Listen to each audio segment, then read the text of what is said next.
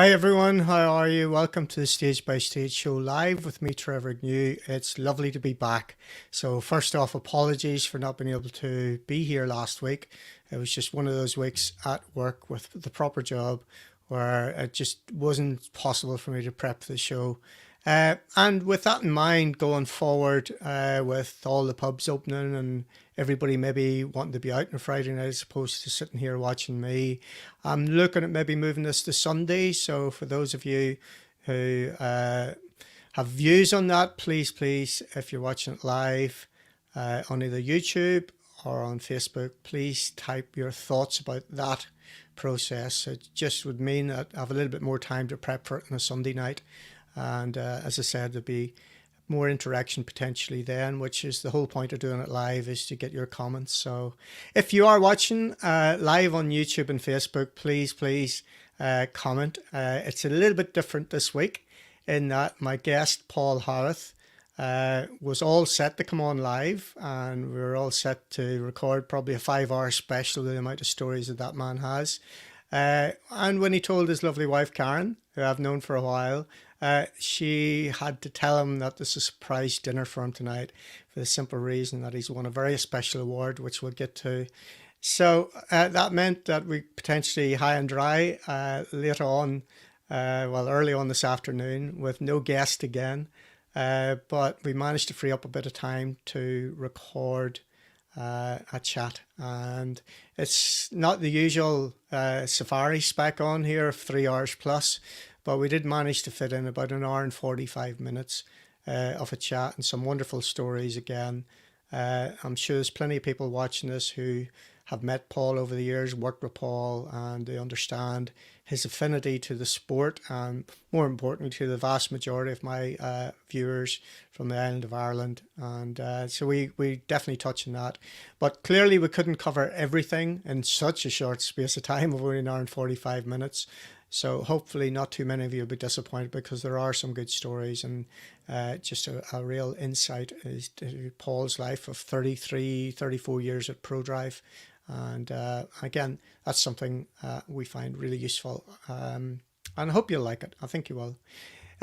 As always, if you like tonight's show, there's loads more. Lots of interviews live like this, chat shows, and also the podcast. I recorded a podcast last night with Robbie Philpott. If you remember, he was on recently with Kenny McKinstry on the live show. And we spent over a couple of hours last night just chatting through lots of really interesting things and a lot of educational advice, which would be very useful, especially with where that man ended up. So again, that'll be released hopefully over the next 10 days or so, but we'll see how we get on with that with all the other commitments that are on. So that's it, folks. There's not much else to talk about tonight at this stage. We'll go to the interview in a second. Let's see who's here. So Sean McConaston, any night's a good night, Trev. Good to hear, Sean. Hello, Matt. And who else have we got here? I got Alan Brown. Bring back Niall for another one. Yeah, Niall could definitely fill in. And in fairness, a lot of my previous guests, we could do versions 2, 3, and 4. But we like to keep it a wee bit fresh and change it. Next week's going to be quite exciting. We have Dave Whittock coming on. Dave's son Ross, as you know, is co-driving Chris Ingram over the next couple of years and has been for a while. But Dave in his own right, as a co-driver, as a team boss at Nissan, someone we worked with in 2003, and just an all-around good guy. Lots of stories. So that's going to be really special again next week, and a few other people that have lined up for the weeks after that, just trying to get ahead of the game. So that's the story, folks. So a little bit different, as I said. So without further ado, let's go straight into the interview with Paul, and we'll catch you after this. So we'll see you soon. So tonight's guest, folks, is Paul Harth. Paul Harth is one of the most experienced team managers in the world of motorsport, having run the Subaru World Rally team, the Mini World Rally team, the Aston Martin racing team, more recently managed the Bahrain rate extreme on the Dakar. He ensures that all aspects of the team's on and off events operations run like clockwork, from logistics to race strategy and pit stops. He's worked with drivers including Colin McRae, Richard Burns, Tommy Mackinnon, Carlos Sainz and Peter Solberg during his 18 years with the Subaru World Rally team. More recently, he was involved in Subaru's record-breaking success at the Isle of Man TT and at the Nordschleife, in addition to the GCK Rallycross programme. Today, Paul is the team principal of Aston Martin Racing, overseeing their driver and manufacturer World Championship challenges in 2020, as well as taking victory at Le Mans and going on to secure the GTE Pro Drivers and Manufacturers Championship. Welcome, Paul Harth. How are you? Oh, good, Trevor. Nice to see you again. Excellent. Long time no see. It is. We tried to catch up about 3 different times, but you're just so busy all the time. I think the last time you were in China in one of the golf programs. So we've known each other 25 years or plus now. I think about 96 or 97 when I moved over to Deddington, where you live not that far from now. So, yeah. But huge congratulations go to you. I was absolutely delighted to read that you'd won this fantastic award, which is the Sir Malcolm Campbell Memorial Trophy, bestowed annually upon an individual or group for excellence in motorsport. And it's presented to you in recognition of your personal achievement in the sport. You must be chuffed to bits with that. Yeah, I'm quite humbled, to be honest, because I think all yourself and all your followers, motorsport's it's a big family. All around the world, you get to meet some fantastic people and you get to work with some incredible people. And there's ups and downs, and but at the end of the day, as you know, probably over in Ireland, it'll always come to the end of a party at the end of it. So I've been very lucky to work with some great people, and the awards as much about the people in the grassroots of the sport and the mechanics and anybody who does anything in a team. What creates results and creates memories. So, I'm deeply humbled and honoured to receive it on behalf of everyone. Yeah, richly deserved though, Paul. It's not just what you've done and the list of stuff that I've read out there. It's just your attitude and the way you've helped people, the hundreds of questions that you've answered from me over the years, the way I was in your ear all the time about how can I do this, how can I do that, especially with Neil Weirden initially, and then laterally with Martin Rowe, because of course the Prodrive involvement in 2003 when we were fortunate enough to win that championship. So all the time looking out for me and the drivers I was with, and on record now, I just want to make that abundantly clear that don't forget that the number of people you've helped, not just me coming from that neck of the woods, but also all the techs who you recognized when you work with the like Bertie Fisher and Austin and people like that when you're in Ireland. Those guys you brought over the water as well. And the list's probably too long to mention. And I'm sure if you did try to do it, you'd leave somebody out. But, that's just the type of thing. I remember as well, even, I think it was Barry Meek came across to do some work experience and he stayed with you. You did work experience at Prodrive. I think it was Barry maybe. Yeah, it's Barry. Yeah, I've still got his nice gift somewhere. I mean, did some work experience. I think most young drivers came and stopped with me before they had a career. But my wife was quite, partner. She's quite tolerant of the spare room being. I brought another driver on who's got no money and no future. But if I've been fortunate for people to open some doors for me, and it's reciprocal. You should always. It's not doing what they're going to become; it's giving them the opportunity to get a chance to become what they want to become. So it's been a lot of drivers. I should have maybe kept the bed and got them to sign it all. Spare bed and would have been on eBay now worth a lot of money. But no, it's great to help people like that. Brilliant. So before we get into all the questions, there's one really important question I have to ask up front. Do you think your wife Karen will ever forgive me for spoiling the surprise that's going to happen tonight? Because we're recording this, we're trying to get you on live, and it's only when you mentioned to her that you were going to do the live show tonight at 7:30 that she had to tell you about a surprise dinner on the back of that fantastic award. Yeah, well, she's well used to it. Well, I've known Karen as well for many times. We've worked together. We've hosted guests for the Subaru World Rally team. So Karen, I'm sorry. That's fine. There we go. Look forward to the flowers, Trevor. Gonna have to do something, aren't they? Right. So this trophy that you got, just some esteemed winners on it. So the people I can think of that I know won it, like a James Hunt, Graham Hill, but Shirley Moss, Jim Clark. This, you think of any British motorsport hero, and they're on that trophy. Is that fair to say? Do you know the list of people who? Well, when I got a call saying, I'd won this award, I actually Googled it. Yeah, I heard of it before, but I Googled it, and then I said, no, it can't. You've got the wrong person. It's as I say, it's quite humbling, and all them people are great achievers. But as you know, behind every team, there's many people who deserve accolades all the time. But yeah, there's some very esteemed ones. I think Louise Walker was on that as well. I think when she won the Ladies World Championship. And an MBA she got as well, yeah. Which was unbelievably well deserved. So yeah, it's okay. Not quite sunk in, really. Fairness. I've been lucky enough as well to stand on podiums and touch lots of silverware. And there's one lesson I've not arrogantly learnt about motorsport. All you've got to do in motorsport is win more than you lose, and that's how you win championships, and that's how teams keep going and keep going to the next level. Yeah, but something very important to you as well is you realize clearly that you can't win everything, but it's the learning from the times that you don't. And that was apparent in any of the work that I've done with you. You impressed that upon me without doubt. And it's fair to say that if anybody's going to look at covering every single base, it's going to be you. So risk analysis, Paul Harth is number one, it's fair to say, to the point where maybe people will see you as being half glass empty.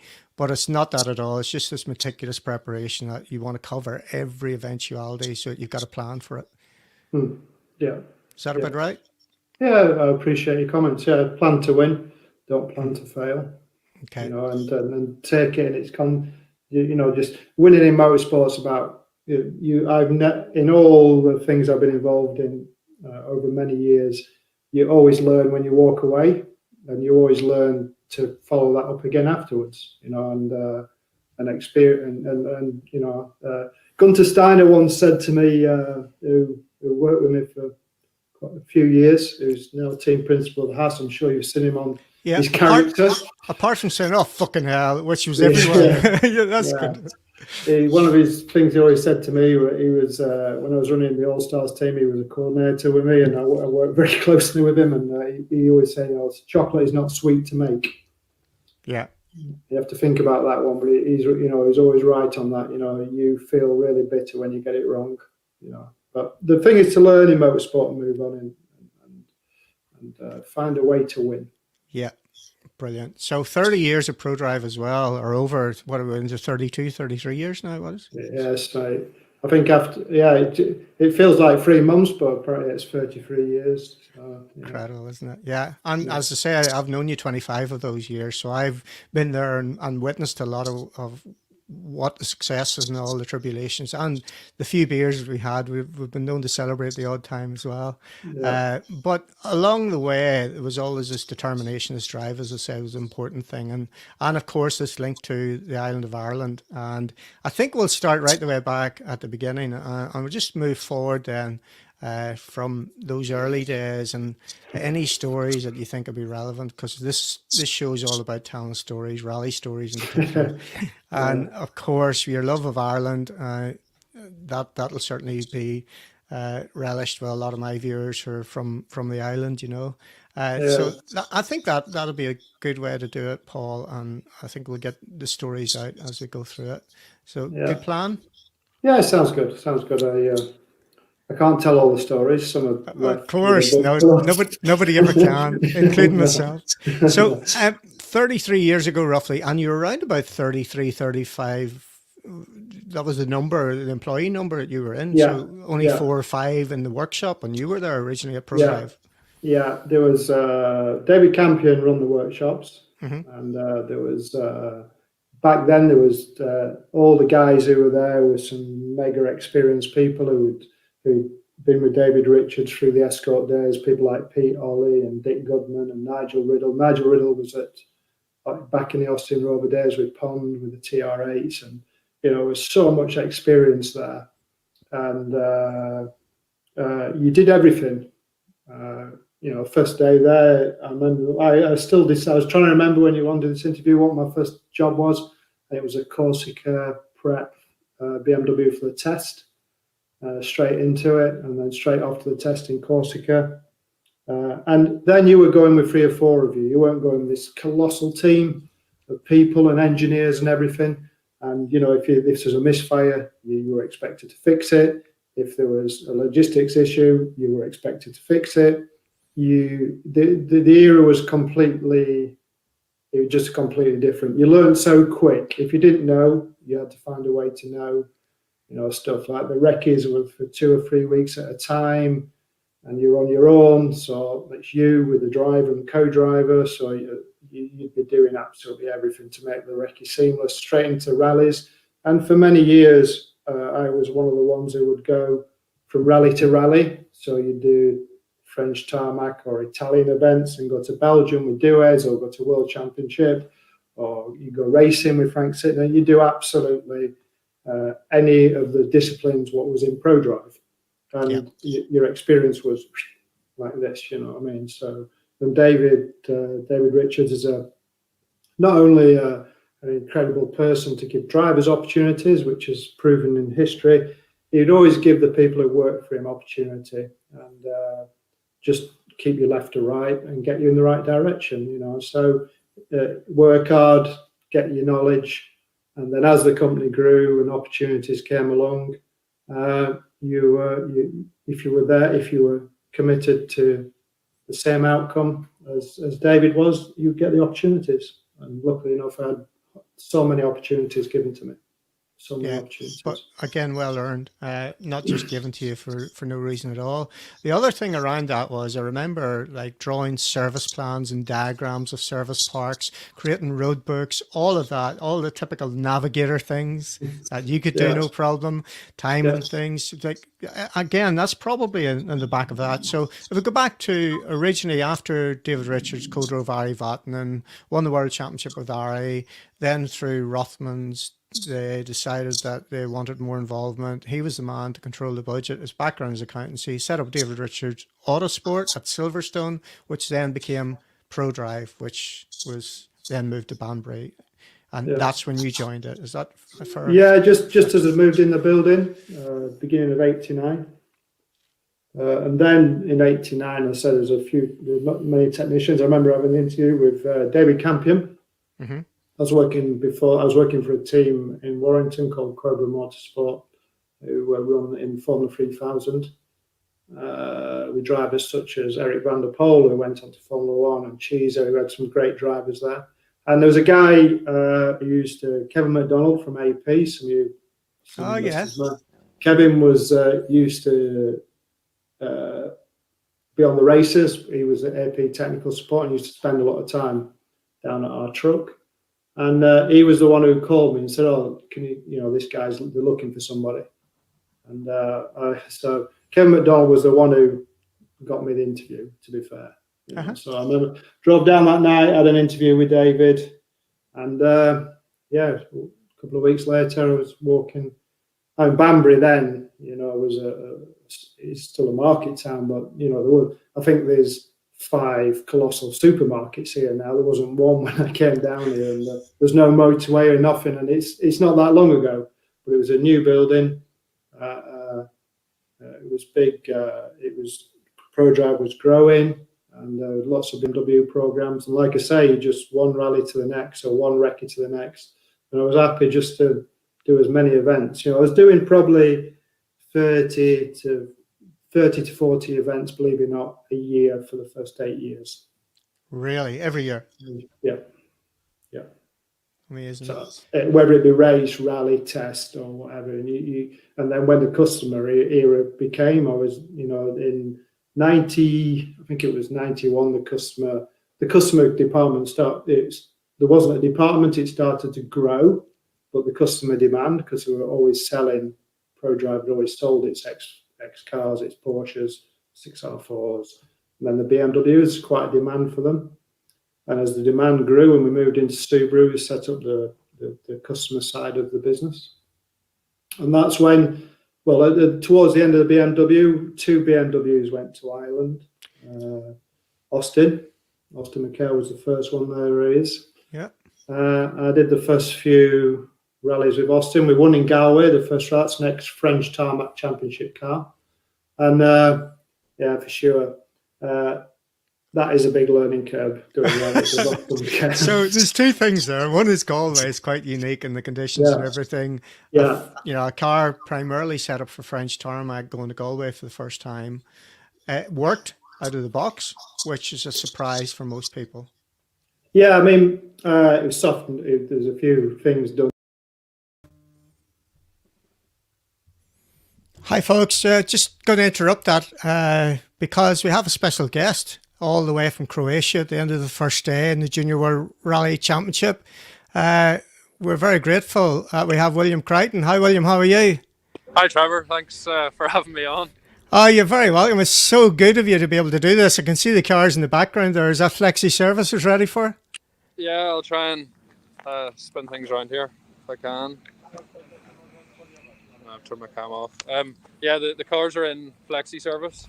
So, yeah, the mechanics will start to work and prepare them for tomorrow soon. And yeah, that'll be us for today then. Amazing. So, first day in the World Championship Junior, it must have been an amazing experience for you. Yeah, it was crazy. It was crazy. It was, it's hard to enjoy it in the moment because it's so difficult. But even after the first day, looking back on it now, and we've only finished, yeah, it's crazy. But the tarmac is so smooth, and it's hard to work the tyre and get the heat, especially in the rear of the car. But we started to improve throughout the day, and yeah, was getting to grips with it. Tell us about that getting the heat, because I saw that comment earlier. What in particular was the issue with it? It just seems to be that the tarmac's that smooth and not abrasive. You can't lean in the car, and because you can't do that, then you're not working the back tyre, and you can't get the heat into it, and then the car starts to move. But to be honest, I thought, throughout the stage it would get better, but some of the stages we got to the end, felt the back tyre, and there was still no heat in it. But we worked on this throughout the day, and it definitely got better. So yeah, we definitely got more comfortable. So what were the biggest challenges about it? Apart from that, what else did you learn today? The road is so muddy, especially after all the world cars and four-wheel drive cars have been over it. So the car is just constantly moving. So it's trying to feel comfortable with that. And we had a couple of big slides, but mostly it was controlled. But yeah, it was really just getting used to. These guys all just go flat out from the word go. So it's trying to do your own race, but also try and keep pushing without making a mistake. It's tiring. The stages there today, there was a 23k stage, and it's just trying to manage it and keep your head throughout it. Yeah, you've done a really good job from that. I've been keeping an eye on it, and everything that we talked about before we had a conversation a couple of weeks ago, it seems to be going to plan from that respect. Is that fair? Yeah, it's difficult whenever you look at the times and you want to try and improve, and it's just not trying to make a big step all at once, because then we'll run into problems, I think. So it is hard to try and stay calm and not panic, but yeah, we're doing our best, and we're here at the end of day one. Some people aren't. So tomorrow's we've got 4 stages done twice. 2 of them are over 20k, so it's going to be difficult to manage everything through that, but yeah, looking forward to that. So what have you learned today that you can bring into tomorrow then? What's the key message? It's trying not to use the car all in the first stage. You need to keep something for the next 3, especially whenever they're so long. So sort of got to pick your stages, where to push and where not to push, and really just try and keep it on the road. But yeah, that's probably the main thing, is to try and manage it. So working with Liam Regan, your co-driver, how's everything's working in that respect? Because it's brand new stages, new notes and everything with that. How's that working out? Yeah, the recce was seriously difficult, especially for him. There was it was relentless. 2 really long days, so with a blank page at the start of the recce, so a lot of work for him. And yeah, there's just corner after corner, so he's doing a great job so far, so hopefully that continues. Yeah, we've yeah, we've managed okay so far. Yeah, and the car itself then, first day driving that car in anger, what's your thoughts on it? Yeah, the car's brilliant. Obviously, we have the same spec of car at home, which is good that we can get bedded into that before we come here. But it's never just identical whenever you jump into a different car. But yeah, everything's grand and in that front. We've got some small brake issues struggling with there the last couple of stages, but considering that, I was quite happy with the time. So yeah, the car's grand, and M Sport are doing a great job looking after it. Brilliant. Listen, I know you have to go off for your dinner now. Thanks very much for taking the time just to check in with us. Everybody, I'm sure, appreciates it, and everybody's wishing you the very best of luck tomorrow. So more of the same, more learning.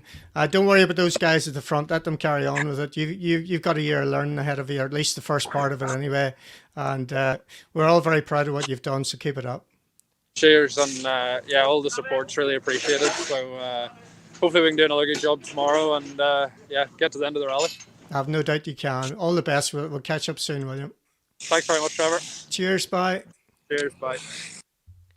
There you go, folks. A little bonus to get William involved. It's great. So we'll go back and chat with Paul. We'll continue with that. To give, it's still a scary car to drive. It would take somebody like Aston, or what you learn by then is that Aston and Bertie had so much experience on Irish tar. I mean, Galway's it could be like the RAC, couldn't it? It's just shiny tar and mud and snow and ice. So it's every nightmare for a 310 or 300 horsepower high revving BMW, which doesn't come to life until it's around 8,000 RPM. And that's when it sounds awesome as well. The noise from that thing is amazing. Yeah, and no power steering. Of course. So them cars in them days in Ireland would teach you some manners for sure, And so we did a short test, and Bertie had got his car as well, and they were the first right-hand drive conversions we did for the BMW, because as you know, everyone in Ireland, first thing is, do you do it in right-hand drive? and it was a great fight between both of them, what I remember of it. And I remember Bertie had an electrical issue on the last morning. He had a misfire, and Austin got the legs on him, and went on for that. And I think the atmosphere, I can't remember where the prize giving was, somewhere down by the front, and it's February and it's sideways rain coming across the arc, you know what I mean? But in Salt Hill, probably, yeah. Yeah, and the atmosphere, and you think, well, these boys are. They went on after that to the Circuit of Ireland, and where the turret, that Circuit of Ireland was the first real showing of McRae in Ireland. He was in a Group A two-wheel drive Cosworth. Yes. And he very, very on the limit guy. I saw two stages. The one thing I learned there, he come off one stage, no front wheel on. And it was something I was going to experience many times in the years to come. Of course. And then, and I thought, there's no way he's carrying on. And then, but we were following him up the road, and he was probably 80 miles an hour on his spot. All the usual stuff you can only see in Ireland happen on rallies. Yeah. And I thought, no way we'll fix that. And them RED boys, of course, they fixed it.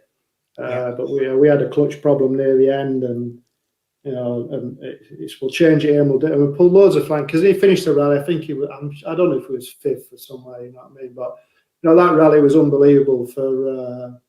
I've never been on this lane up, just one of these mad tyre changes, and he come blasting up the road, flicked the car on handbrake, spun it round, then took me over into the ditch on the back wing, just knocked me off, and all he could do was get out and just shout to get up and get on with the car, Stuff like laying the jack handle on an electric fence and waiting for you to look for it and grab it. These boys, and him and I don't know if it was Ronan or which Ronan was it? Ronan McNamee. Was it? Yeah, we're all giggling, But them boys, you learnt a lot. And Mickey Eve, we've been with Austin throughout all the Opal days and everything, and. Unfortunately, he's not with us anymore, but we used to have a little red Jeep, which was I'm sure it had a Ferrari engine in it where it used to get driven around Ireland. But all great experiences. Then I went on after that. I did a couple of rallies, and then I went on to Bertie's car. Oh no, we did Donegal. That was it. I did Donegal with him. And was that the first time you'd been to Donegal? Yeah. Because it's a place very fond in your heart, isn't it? Oh, I mean, the best rally in the world. Seriously? Yeah, I mean, yeah, you got some magnificent events, whether it be Argentina, all these massive things, but it's a Grand Prix of Irish rallying. You know, it's the buzz from the Wednesday. The build-up starts on a Wednesday, doesn't it? And it's like the chemistry of Letterkenny.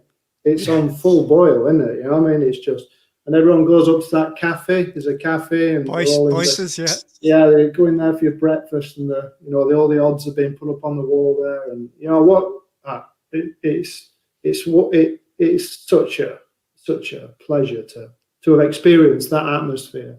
I don't know what it's like now. I haven't been for a long time, but I promised to go back and have a laugh and skid around and come out of what's the hotel called there? Where the rally is, the HQ, Mount Errigal. Well, Mount Errigal. So okay, yeah. You got to come out of there when the sun's coming up. Yeah, you do. Yeah. I don't think it's much different now. In fairness, the social aspect is still as important as it always has been. But that's the one rally you used to compete on, you know. Yeah. So when you do your own cars, if there's one rally every year you were going to compete on, is that, and bring it over like a Stevie and the boys who would come for the jolly and jump on the car with you, Gordy Noble co-driving you. You know, that's just great. They're all keen to go back, even at our ages. So, you never know. You might see us in a couple of years in something. So back to the BMW and Donegal. Yeah, so we won that by a second, I think. That's right, yeah. We won that.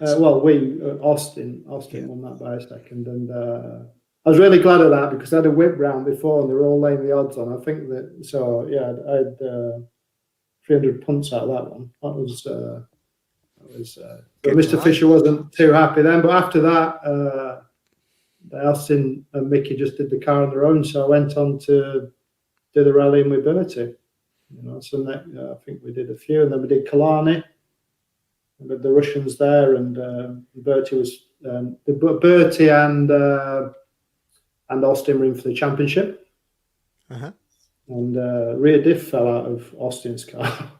You know, it was, and the Russians. I remember the Russians because there was a big delay in starting the rally and this because there's ice and one thing over. And I've been tested in Russia in a BMW with the Russians on ice, and I thought, well, these boys are just gonna, you know, it didn't matter what tire you were going to put on it.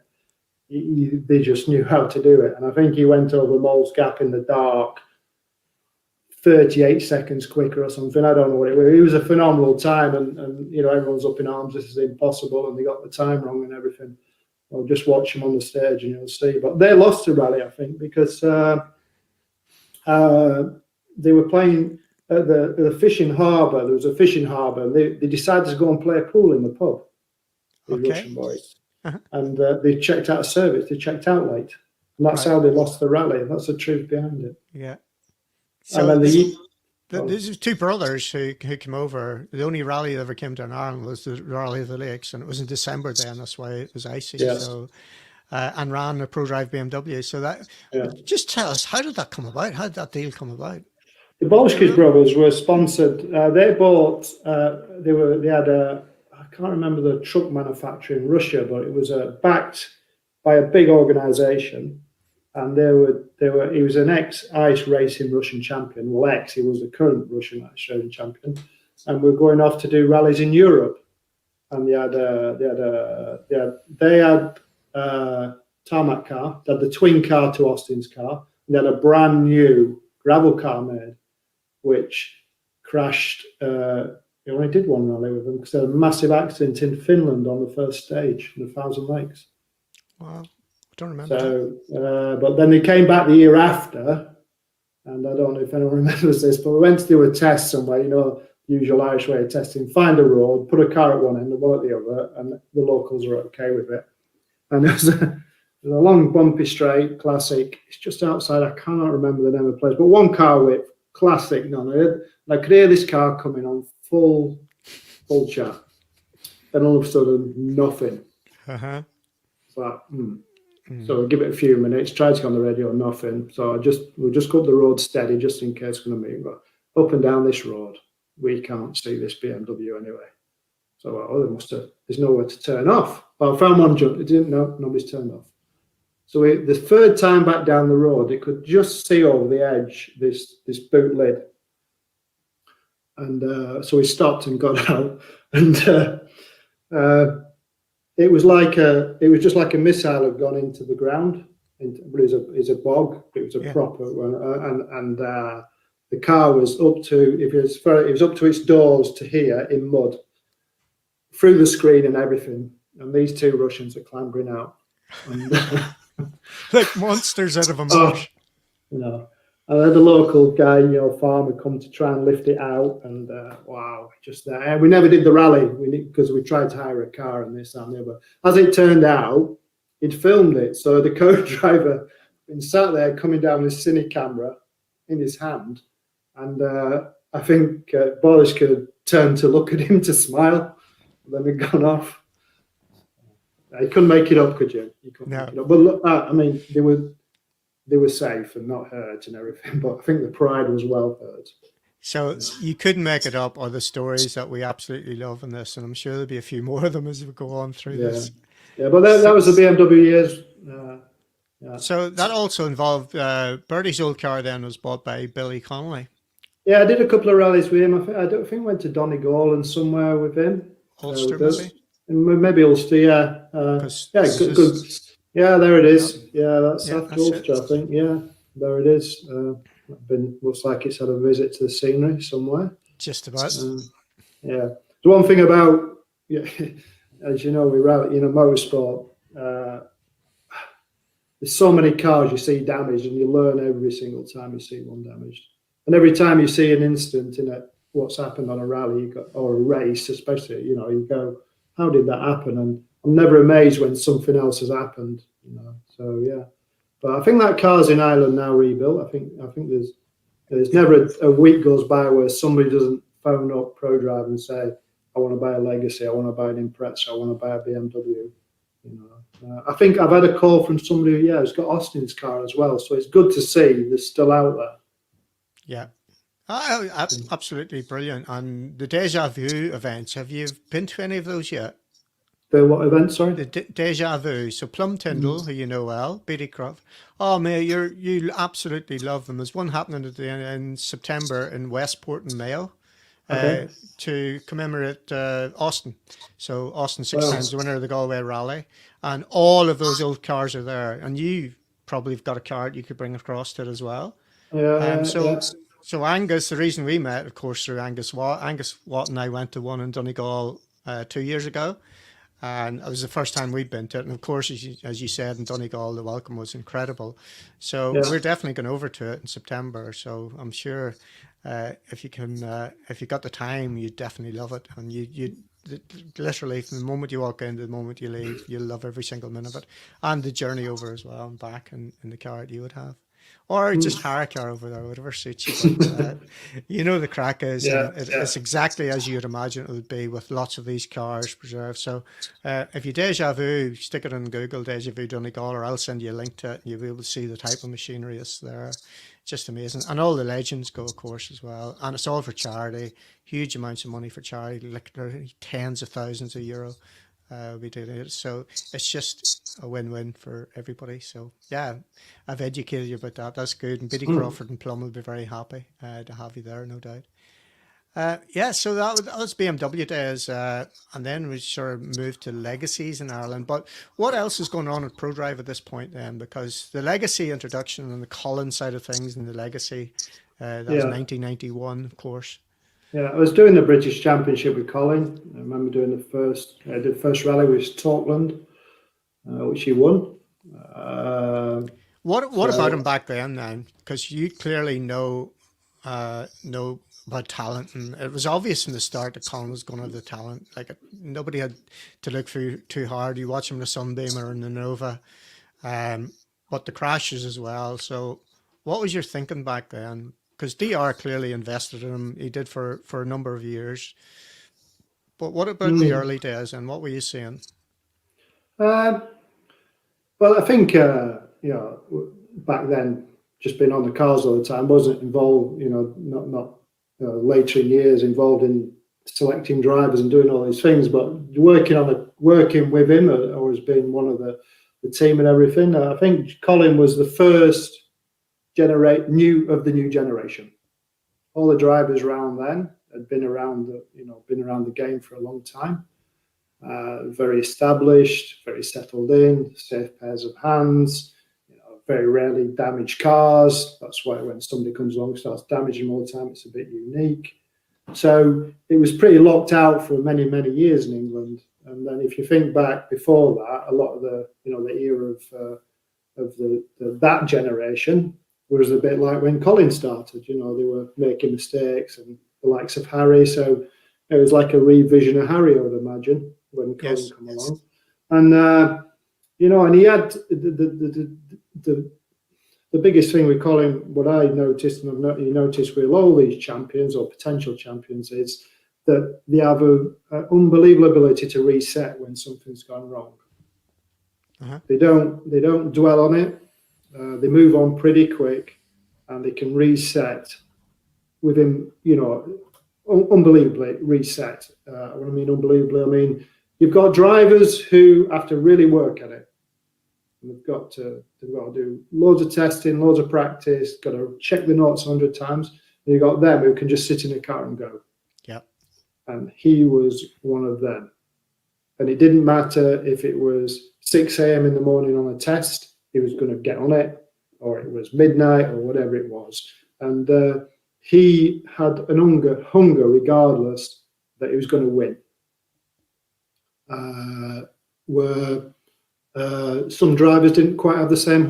They had the hunger, but they didn't know how to win. You have to know how to win, and he would. If he wasn't going to win, he was going to hone his skills. In my opinion, he was going to go fast and sort out where he'd gone off, or get more skill set not to go off. You know what I mean? So you never knew at the end of the stage what you were going to get. Yeah, it could be. You could have the lead of a rally. There might not be enough challenge for him, keeping him honest. He might have too much of a lead and nobody's on his back door, just keeping him honest, and knowing if you make a mistake, you're going to lose. I think that's a big factor as well. But it's some great. I mean, in Ireland with Colin, you knew. I remember. I think that year with British Championship, we came. It was a year we came out on Ulster, I think, or Circuit of Ireland. I think 3 or 4 times he'd come off the stage on 3 wheels. Uh-huh. I was me and a great guy, Dave Wilcox, who's gone on to great things. We're always in the chase car together, and the amount of times where you would be left corner, front corner. Just talk us through that. Talk us through that era, like chase cars for Colin McRae in Ireland, and just because it was just a golden era, wasn't it? From a technician, from a mechanic's point of view, as you were back then, probably. The shit fight and everything that happens around that is the buzz that you get. That's why you did the job. But especially over there. Yeah, I mean, I feel in this day and age now, it's quite sanitized as motorsport. Run a big team, and it's really, really clinical, and you don't have to think as too much out of the box if you're in a technician or whatever. Everyone's really structured, and it's all run by stringent regulations and everything. In Ireland, you had to be an expert map reader, as you know. An expert, you had to be bloody good on the maps. And it was always a competition between the chase cars, and don't let anyone ever let them say there wasn't. There'd be some lads out there thinking, we are. So you spend a lot of time it was the last thing you wanted to happen was you not being there to fix the car. Yeah. And you have to respect the law. You've still got to be safe. But you've got to be, and you can always be there by being a bit sharper on the maps, or just taking a shortcut here, or ducking and diving a bit, or as well, Trevor, just realizing you need to be away up the road, and it's quite a strategy to be everywhere, and that's how you win. No matter obviously there's lots of people who can remember times when they've come to a stage finish and there's nobody there, and you lose 3 or 4 minutes. And the road sections then were quite tight on timing. Oh, yeah. The averages were quite tight. It's quite slow pacing island on the road sections. Yep. You know, they're very, as you know, pardon the pun, but they're very twisty roads.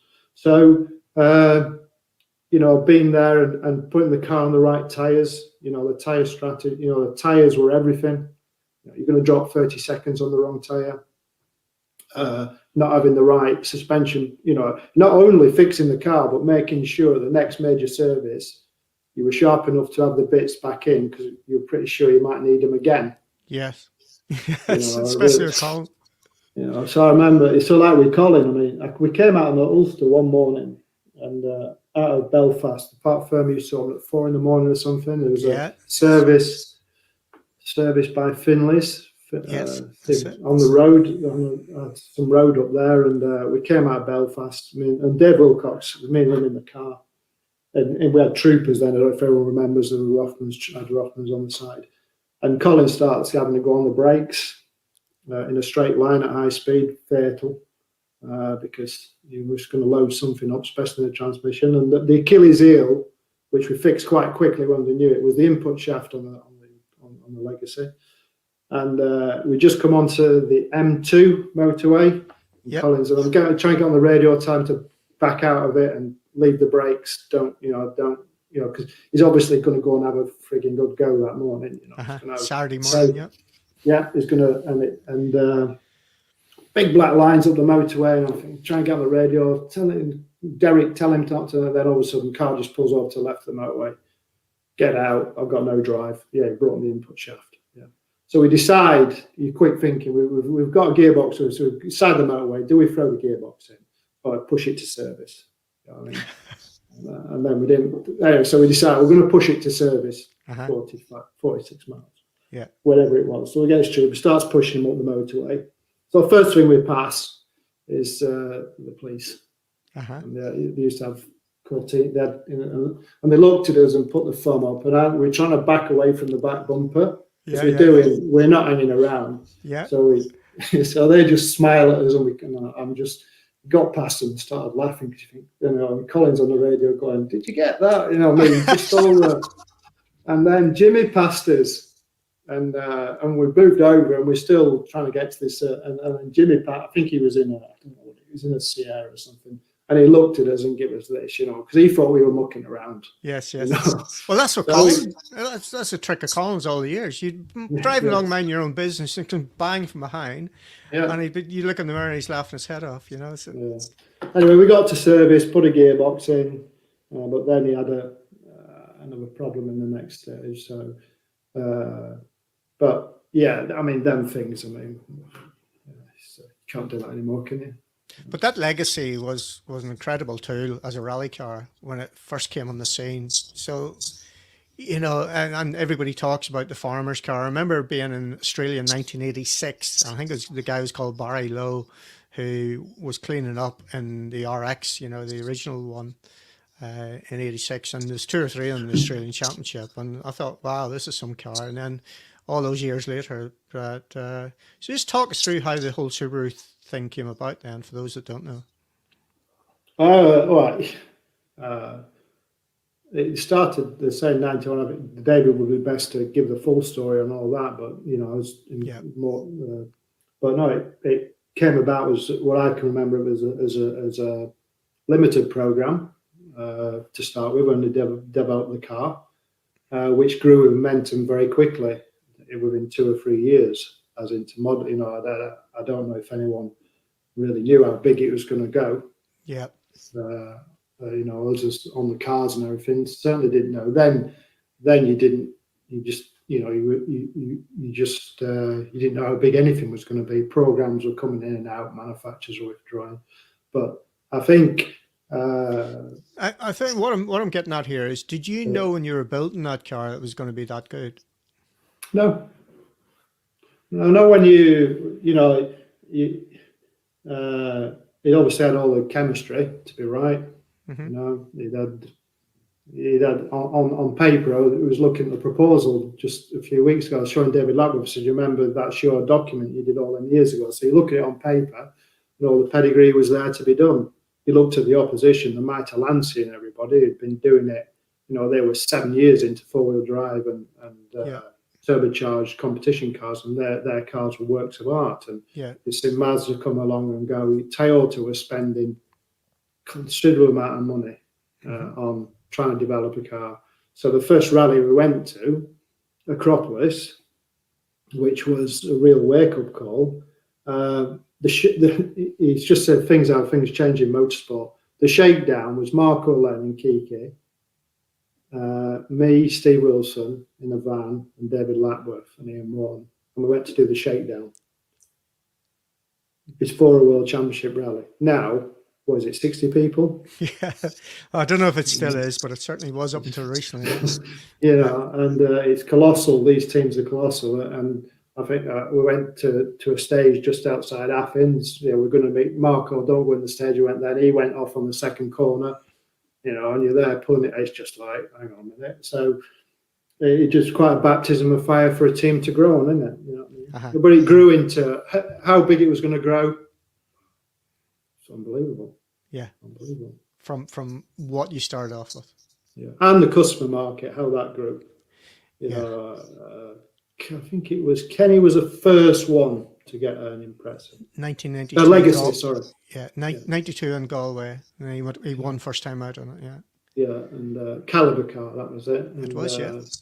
What a great guy there who's been peddling and hiring and driving and renting and fixing Subarus ever since that day.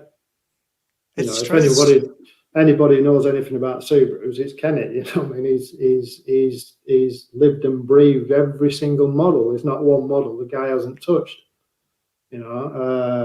So he was the first one, and I don't know if it was Eddie Torrens or Bertie. It was either Bertie Fisher, then Eddie Torrens, and Mickey Farrell.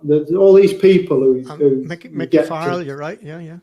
All these people who start to get these cars and start to rally them, and then there was a lot of good competitive cars around. Everyone was either using a Sierra four-wheel drive or they were using Toyotas. I think there it is. That's Fisher's car the day it was leaving for the first rally. That's the original one. That was 92 as well. I think the first win came with that in Donegal. And then, what a relationship that was. The 3 or 4 cars that followed the 19 international wins. Yeah, 5 championships. But it didn't always go right, that car then. I think there's quite a story with that one. That's the same car. That's the Circuit of Ireland. Yeah, it looks quite. I mean, look at young Meek there and with his cap on, looking over, and his dad there, Chris, the mobile cap. Yeah, he used to stand in the back of it. Sydney then had a 5 Series BMW, and used to charge around with him in that, and he used to stand in the back of the seats. You know what I mean? Sydney. And the lads, they were around rallying all the time. But that car, we came out of Wexford, Waterford. We came out of Waterford early in the morning, and it was mad dash to put some tyres on. I'll admit this: we put 3 intermediates and 1 wet on when we should have put. We got it wrong. Yeah, I'll tell you, it was in the chase car with me, Ian Bishop, who's sadly not with us anymore. Yeah, but. And then they went off, and Rory come on the radio, and we've gone off on one thing over, and we've lost all the water, one thing over. So the thing with the Subarus, them old, and they would just go forever. If the engine ever locked up, just let it cool down, starting, and then come out of the stage. And they didn't believe me. I said, no, just wait. And they waited a few minutes, and sure enough, they started it up, and they come out of the stage, and we're lucky it was about. We pushed him, as soon as he came out of the stage, we told him to switch the engine off and pushed him a few miles down the road into a lay-by, and that's the lay-by there, and then set about fixing it. And the front sump guard brakes, it had done the cam belt cover and everything, and I think I'd had all that off and sorted that out. And then we used a gate post as a sump guard brace across the front. And I remember, I didn't put the picture on there, but I had the world's, you're just trying to get this car fixed. And I put the radiator in and I put it in upside down. And it was one of them moments, and I couldn't think fast enough. And I think, oh, I've got the wrong radiator. And it was like the world had ended because we didn't have another radiator. Uh-huh. But I put it in, I kept dropping it in. It took me 3 or 4 minutes to realise, hang on a minute, wake up, it's upside down. Anyway, we got it running. And that was when it went right into the night and the next day and everything. And through the day, we're trying to get the bonnet fixed to get a lamp pod on it. And we're trying to get that. By the end, by the halt in Galway, there was a 2-hour before the night stages. We got it into some former car again. And he went on to finish second, and a second or third. And they went on to win the championship. So never give up. Never give up. Yeah. But it was a long night. I was so glad to get to bed the next day. just like, I'd have never admitted that. I don't think it was because of the tyres, but it wasn't if I put a slick on. But it's good. It's good. But as you say, that was the start of an incredible relationship with Bertie. When we went from the legacy right the way through to even with Mark and later on. So, Mark had Bertie through the Impreza years, and we did other rallies. And Bertie would sometimes help out in the team as well. He came to San Remo to do gravel notes. We first run the legacy. He came. Oh, there's Mark. Ex Frederick Door car that. Mark did the RAC and Bertie did it in the first active auto car. There's a team picture. On the left there's Bertie and all of them.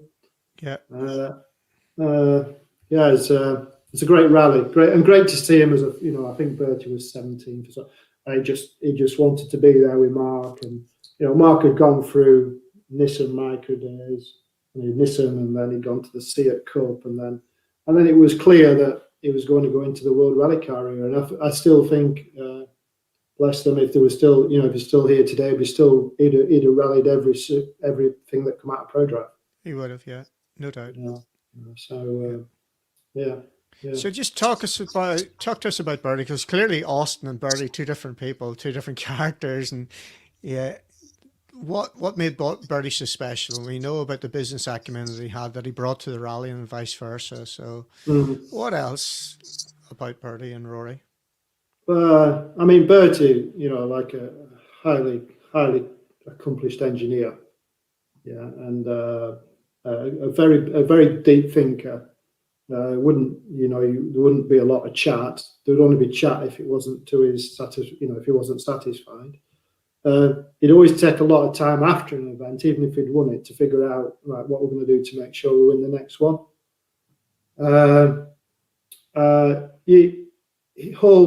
To reassure that, to get the best out of Bertie, he just needed to know the car was 100%.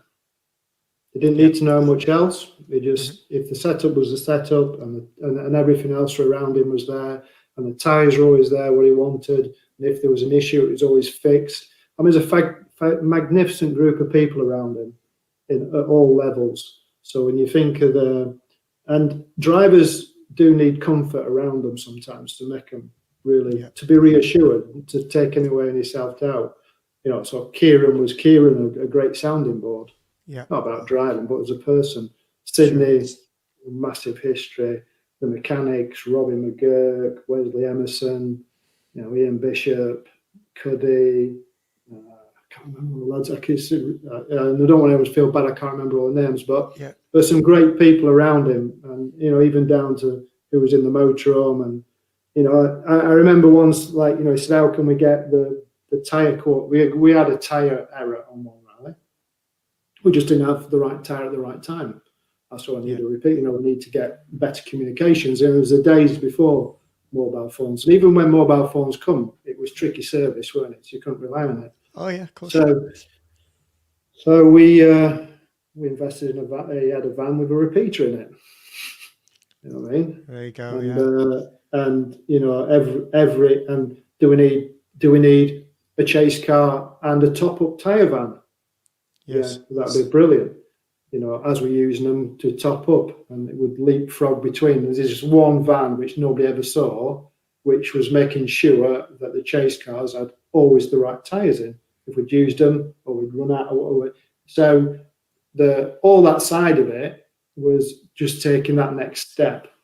to win. But it was the attention to detail as well. I remember a conversation where there was a wiper refill that had shredded a little bit, just ripped. I remember him saying to you, Paul, I thought Prodrive was ISO 9000. Oh, yeah, I remember Do you remember that? Yeah. And that's his way of sharpening you up. Yeah. Because he'd know that'd get to, he'd know that'd rev me. You know what I mean? So, because I missed a washer pipe, you know what I mean? Yeah. So, because you do, and he was right, and rightly so. You use the one thing to be sure of: make sure the washers and wipers work if you're going out his rally. Oh yeah, yeah. And in June, well, he's the guy that you'd see at the start of the stage with the window cleaner out on the cloth. Yeah. So Bertie, detail guy, and unbelievable experience. And then you're going to Rory, a guy who and Austin, who obviously sat with him before, but Rory, I never ever saw the guy flustered. No, never. But he would say the same about you, I would say. Yeah. What a calming influence in that car. Yeah. I never heard, it was a wrong note or it was this, that, and the other, and I don't think we ever got a time penalty. Yeah. I can't remember a time when Rory Kennedy got a time penalty. Yeah, he can be very persuasive, Rory Kennedy. Yeah, well, I think that's part of the game as well, isn't it? Yeah. Well, we were talking about Gordy Noble, and they were the first guys ever had on this show. Between the two of them, over 1,000 starts. His experience sort of teaches you, doesn't it? Yeah. So they were, So Bertie, solid. Mm-hmm. Sad day when for Mark and Emma and everyone, it was a great loss. Yeah, there we go. But you built him a fairly special car, this bad boy here. Oh yeah, one of a few, I think. Yeah, I think that's back in Ireland as well. Somebody phoned me about that last week. Yeah, that is. So that was a culmination, one of the last imprezas right at the end, and by then I think with the engineering team at Prodrive, winning world championships, developing a world rally car, Christian L'Oreal and David Lapworth and everybody have maximised every inch of performance. We'd gained so much experience with the Impreza rallying everywhere in the world. Ireland's different, but we'd been everywhere in the world, and you learn a bit of everything from everywhere. And built that car for Bertie, and went on to win some fantastic rallies. I remember Donegal, he absolutely plastered the whole. There's no one going to get near him. But I think that car was a bit special though, wasn't it, compared to normal Legacy? Because there's World Rally Car stuff in there, wasn't there? No, it followed homologation. Of course it did. I think. I mean, it maximized everything what was in them homologation papers that car had. Of course, and sometimes it was just a wee bit too fast. I mean, there's Kalani. Yeah. It's about 4 mile in, left, right, and it's like, somebody listens, to get round to the other end of Mole's Gap, it's quite a pedal, isn't it? You know what I mean? Mm-hmm. So you get round to the other end of Mole's Gap, and then actually did have phone service that time, come back. You know what I mean? So, and every thing of Ireland, or any mechanic or engineer who's listening, is when you're trying to get to a car, it's going through your head, has something gone, is something you've done or not done or whatever, or is anyone hurt? But he's going to be. I think he would made his mind up. He's going to be quite. Them days you were on. One thing about Irish rallying, I don't think people realise too much outside of Irish rallying, is that it is full on from first stage. Oh yeah. There's no building. Yeah, and that's still the same. 2019, Craig Breen did the Irish Tarmac Championship, and Ali Fisher, Callum Devine, the Moffats, Johnny Greer, we're all putting it up to him. Like, he was not the fastest out of the box. If anything, he was slow getting going. And he was on telly on the World Championship rallies just to describe and try and explain to people the pace in Ireland. You know, do you know much about this attempt to get the World Championship back to Northern Ireland? No, I was reading about it, and I really, last few weeks, you know, and I really hope that a couple of things. It'd be really nice to see an Irish world champion. Yeah. It'd be really nice to see an Irish driver win in Ireland. You know what I mean? Win a world championship. Yeah. It'd be really good for the spectators to see this new generation world rally car, because they are something special. Yeah. It'd be interesting to see how they work in Ireland. Of course. But I think people to get the rally back there and use some of them classic stages. There needs some variability in rallying. Needs to still be there to get spectators really excited and keep drivers honest. You know what I mean? There's one thing about young drivers going into World Championship, and they need to change the rallies more, because, as you know, Trevor, as a co-driver, you're going up against drivers who've done them stages 10 times or 20 times before. Yep. And you can be the best talent in the world, but it's going to take time. And unfortunately, you know, it's big investments. World Rally cars are millions of pounds now. They're not tens. You know, the teams, and to get everything absolutely right, it's a big investment. You know, so it'd be good to see it there, and the variability, and run the stages back to front and make sure there's some dodgy weather. And, yeah. You know, But you know as well, enthusiasm for motorsport, in particular rallying on the island of Ireland, is incredible, and it's the only way, it looks like, to get a round of the World Championship back into the UK in the short term. So if we want a round of the World Championship back in the UK, it has to be Rally Northern Ireland. And if we can convince the government that it's a good investment, of which there's a survey done recently, we're all keen to see the result of that for people coming to the island and staying there, bed nights, etc., to complete the business case for it. But you know what the people are like there, you know, and you've been there for many years, and it hasn't really changed that much, the enthusiasm for rallying. No, it's great. It's great. It's great.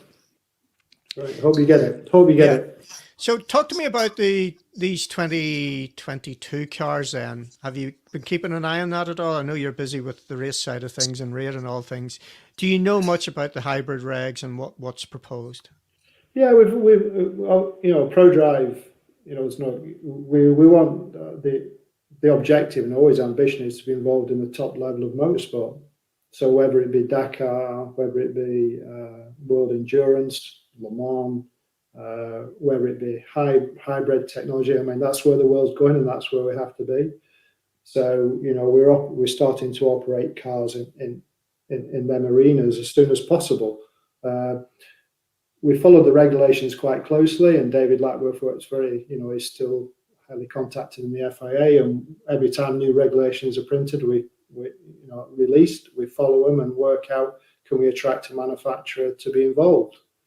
For sure, there's a lot for us to catch up on, but I don't think we cannot catch up. We've got some majorly talented engineers, and we're understanding hybrid fuel, you know, where fuel capacity is heading and usage and all these sort of technical details.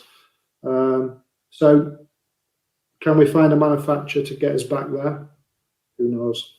You know, hopefully, yes. You know. Is that a continual thing? Are you always looking for a manufacturer to go rallying? Manufacturer partner. Yeah. You know, always looking for. We still manage to attract and get some major programs. You know, we are running major programs, and it's in the DNA of. You can't be everything rallying, can you? In a business these days, you got to be in all sorts of motorsport. So Extreme E, we supply technicians and engineers to Lewis Hamilton, his team, and we support that well. And it's a big learning exercise as well. And it's fair to say there's probably a lot of people don't understand the level of automotive technology that happens within Prodrive as well. there's a lot of things we can't publicise as of course. what happens in Prodrive. But there's hundreds of engineers. And I've worked on so many different projects, and have so much experience. So to answer the question, really, do we follow it? Yes. Do we follow the regulations? Of course, we want to follow it closely. And do we still go on events and watch what's happening and try and understand them? Do we still understand the driver market and who's who? Yes. Do we know what the rally's about and how they work and who are the stakeholders, who are the people who to know? Yes. But hopefully one day we're back at the top level. Of course. So let's go back to rallying again. So the Irish side of things, one of the things that was apparent when the Tiger economy was happening, it was just the amount of money in Ireland, and therefore the number of rally cars that you sold into service and sent engineers and support staff was incredible. Just talk us through those years, because that was... Well, you could use the word, it grew. It grew so fast, there wouldn't have been. I think our customer engineering division alone, we got to the rate of around 20 customer engineers just to support these packages, in Ireland, because the technology had moved on in a big way. We were offering different packages with cars, so we're offering guaranteed engine mileages. With guaranteed transmission mileages, how the car would operate, so it's come with an engineering package.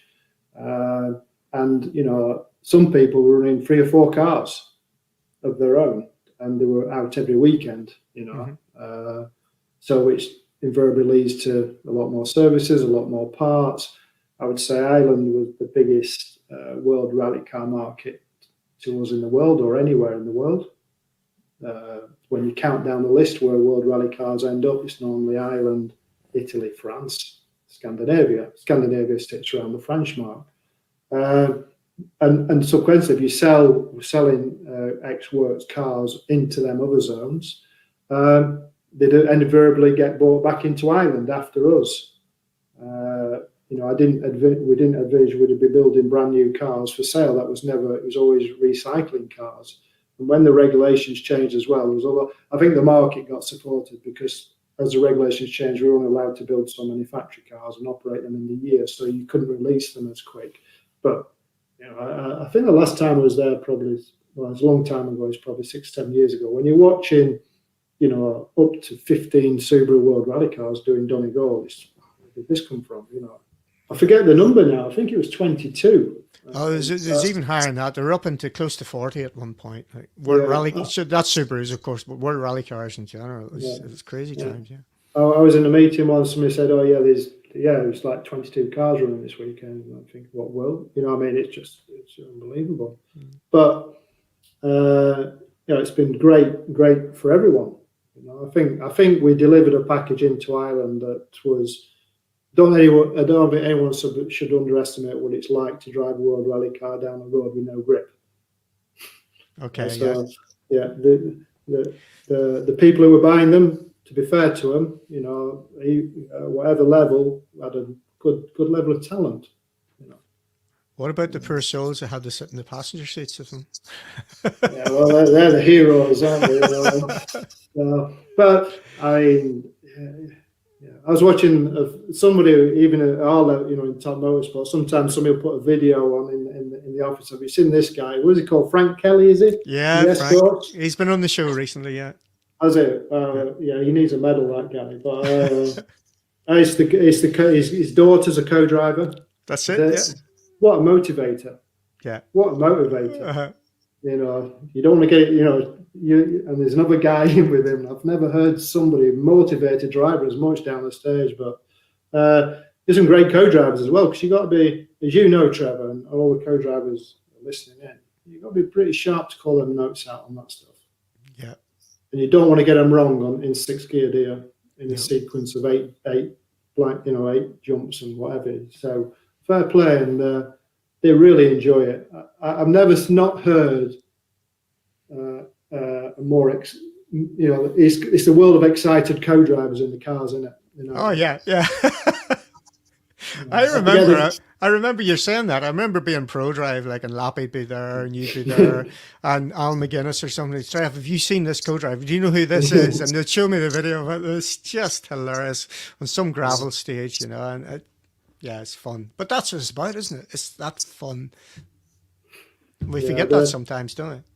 It's a sport, and that's where we've got to be careful. You work at this unbelievable level, and then there's this level, and it's not about levels. It's about everyone's enjoying. Everyone does motorsport because they love motorsport.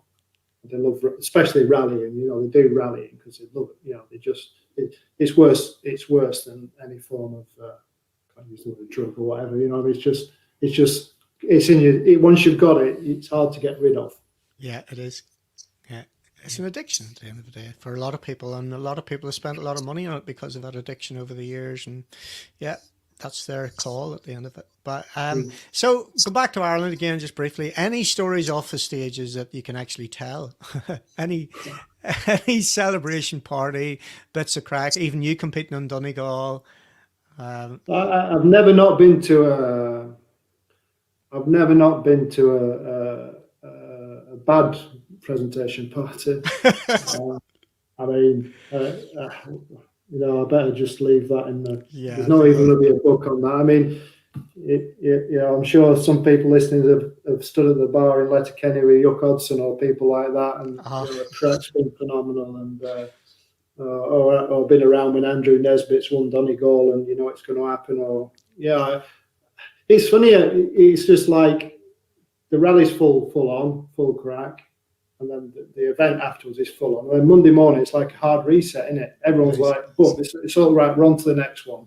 Yeah, But more like Monday afternoon, I'd have thought. yeah. But cool. I'll leave them in the cupboard. So let's go back to World Rally Team and work, back into there again in the days of Petter, for example. So winning the world title 2003. Was phenomenal, and the back of with John McLean on the podcast, and him and Ken Reese and Phil were on the show probably about 10 months ago, just recalling that, and especially Corsica, which was just an incredible event. But the memories you must have from that over the years are incredible, I thought. Yeah, I think the Corsica one was so special for every single member of that team. When Petter got on the radio, he phoned up and said, what am I going to do? The car's so bad. So well, let's just take this, let's just see what we can do. Let's find a way through it. We got the car back, and I distinctly remember, first thing was to could fly a car out from the UK. And we had a plan to fly one out. Yeah, or use Tommy's at one point as well. Which we're going to. So there's all these ideas, and then you start reading the regulations, and you start trying to find a way through, and so you can't drop your second car because of the regulations. There's all these things you go through. So that was within an hour. That was so we better go on and fix this thing. And I had a guy there in Corsica. All the rallies you used to go to used to have a local used to help us, and said to me, "Go and find a body shop with a jig, or with a jig bed." The local fixer. Local fixer. One thing in Corsica, though, be careful doing business with the Corsicans. It's going to cost you. Yeah. So he found this place, should I say, a place of Ajaxio, a bit odd. But anyway, so we stripped the car to a body shell. Like John McLean probably says, sent a bunch of lads up there, and we put it on the jig. They worked their hearts out to get it. And I remember shaking the car down the next morning. The rally started at 7. I went up the road about 6:30. Come back, and it couldn't go far because we just, it was just not enough time. And there you go, Petter, get on with it. And Petter, a bit like Colin, a lot of all these world champions, just the look in his eye was he's going to put this right. I'm going to put this right. And sure enough, he did in a big way. And we went on to Corsica. We went from Corsica, went to San Remo, and we were running the ECD car, which was an active suspension car.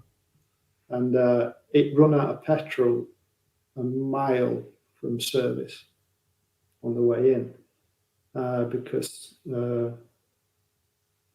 we use the fuel cows from a normal engine, but obviously we had all these hydraulic systems. It was using more fuel. Yeah. It was, and so that, and then you think, oh, World Championship. So we went to Australia, and remember in the after event. So I remember the team saying, right, game on. The World Championship is on. We're going to win. We can win this. Mm-hmm. So I think there's a time when Colin had been late for the stage, and we got a good world position. Or was that the year after? Anyway, so we won in Australia, and all of a sudden the game is on. It's going to be on. I remember we used to go and do the routes before the rallies and GB, and the last bit down into Margam there. Petter said, I think we were joint with Loeb. We was pretty close with Loeb, and we were 7 seconds. Loeb was 7 seconds up at the top of the hill. He was, yeah. Down into Margam Park, over the jump, and I think the videos played a lot where he goes over the jump, and we sent it the split.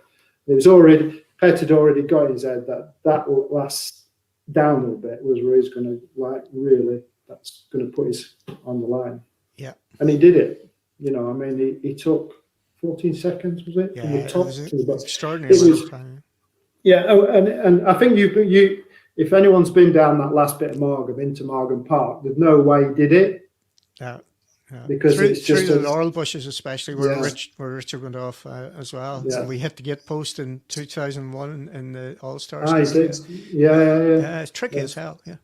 Yeah, but he was going to be world champion. Yeah, and they're really special when it's like that. And I was fortunate enough to be at the end of the stage that year when he won it, and just everything exploded. The emotions. I was hosting some people for you guys. Just incredible just to witness it and what it meant. Yeah. And again, you think about what had happened during the year in Corsica in particular, and as you said, the never give up attitude. Let's get it sorted, and he fixed it. He actually reversed what had happened, and that win in Corsica was, but then 2004, 2005, it started to drop off a little bit, I suppose, in performance and. Our opposition had the better. Let's be honest. Sebastien. Having worked with Sebastien now with Dakar, he's a pretty, as I imagine, 9 times world champion.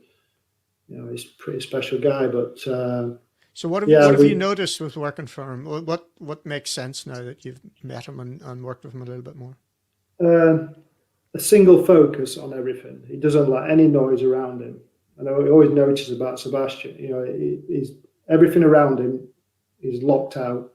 He's just looking. He's just one task to extract. Even now. Right. Even now, just one task is his own personal preparation and well-being, and being ready to deliver is his full focus. And I suppose it really runs on now when you've seen him. I've seen him on the rallies for so many years, and he's very, he tends to be isolated, and that answers a lot of it. I mean, he's an accomplished gymnast as well, and he's a very, very skilled operator. We spoke about the gymnastics in the past. We've had these wonderful conversations over a beer or two about all the creative stuff, all the difference, and one thing we definitely agreed on, the gymnastics and that balance is definitely an essential part of being a rally driver. So the feel that you have then created because of that balance is just amazing. I think of some of these extreme riders like a Danny McCaskill, if you've seen the guy on the push bike with the balance and everything. Him in a rally car, I reckon he'd be quick as. The natural muscle memory that he has. He wouldn't have the fear, clearly, because of what he does. And you could get that guy going really quick in a rally car, I feel. Yeah. I mean, the biggest thing ever stood out about that guy didn't matter if he was first on the road, fourth on the road, second on the road. Didn't matter where he started. In Australia, New Zealand, or wherever it was, he still got the same outcome. Yeah. But no, we didn't... new generation cars, you can't blame it on all bad luck. There were circumstances where we could have won, but we didn't take them opportunities maybe to the level. Tommy was a great steer in the team. Chris Atkinson had some great podiums, to be fair to him.